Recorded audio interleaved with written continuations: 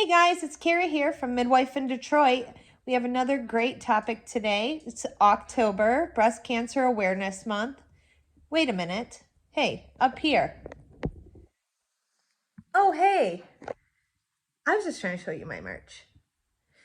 So we have a great topic today about breast cancer. So let's get into this. Hey guys, it's Carrie here. Thank you so much again for joining me. Once again, thank you for everyone who's liked and subscribed to my channel. And as I have more friends on Facebook than I have viewers, I know all of you aren't watching, but that's okay. But anyways, all of you who have taken the time to watch and like and subscribe to my channel, I really appreciate it. And thank you to Jessica, who seems to be the only person leaving me comments. And that Ben guy.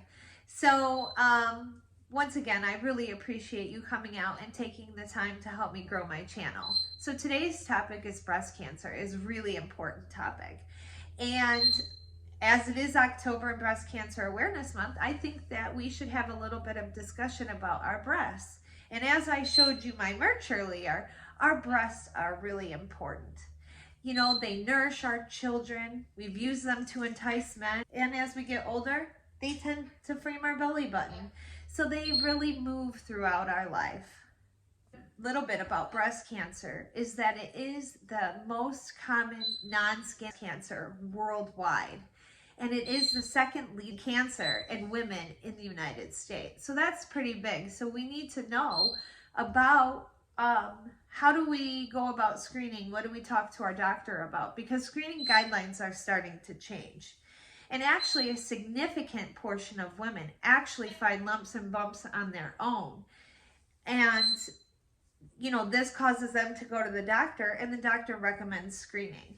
So for you women out there, when performing a self-breast exam, one thing to keep in mind is if you find a lump or a bump in the shower, you know, putting on lotion, just doing your self-breast exam, I want you to pay attention to this lump. Just finding a lump is fairly common in women, depending on, you know, where you're at in your menstrual cycle, if you still are menstruating.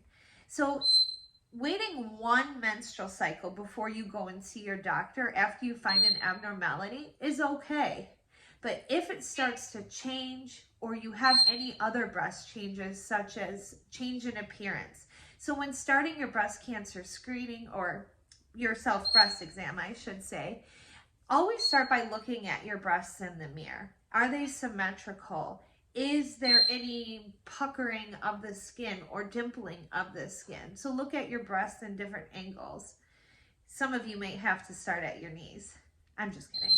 So start with putting your hands up, leaning forward.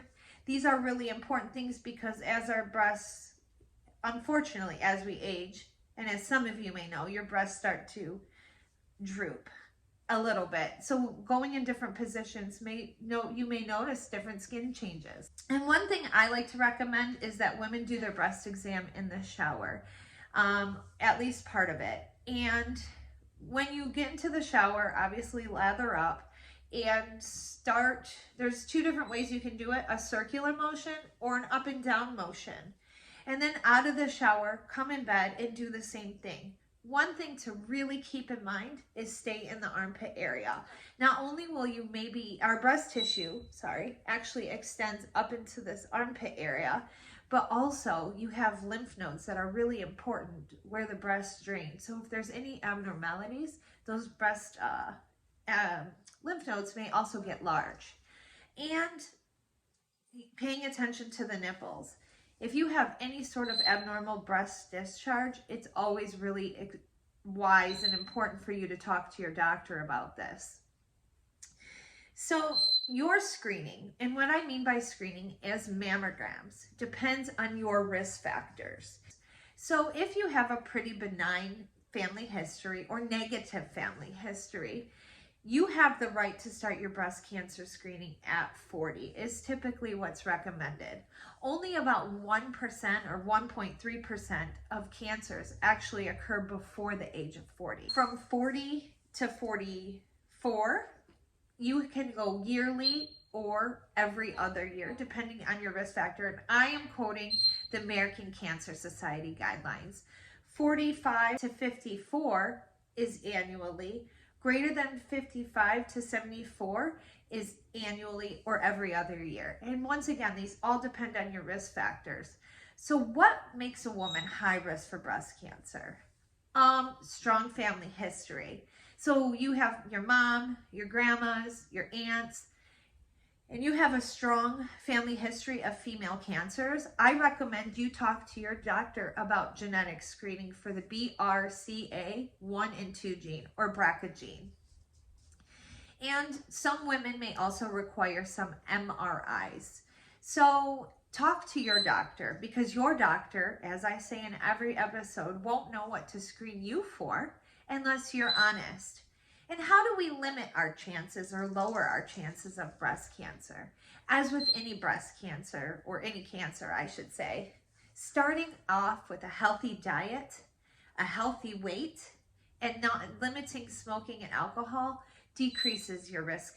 So really important. One thing to remember is you need to be aware of any changes in your breast, and screening will reduce the risk of mortality in breast cancer because it finds it's early detection. So once again, just to sum up what we talked about today, maintain a healthy weight and diet, talk to your doctor about your risk factors, find out what screening is best for you, and do your monthly breast exams, because any changes that you find may save your life. Well, I hope that I informed you guys today about breast cancer. Thank you again for joining me, and have a great night. Bye-bye. I'm going to refer to my notes. Carrie here from Midwife in Detroit, and I want to thank you so much for joining me, and Rocco. I want to thank you once again for joining me. God,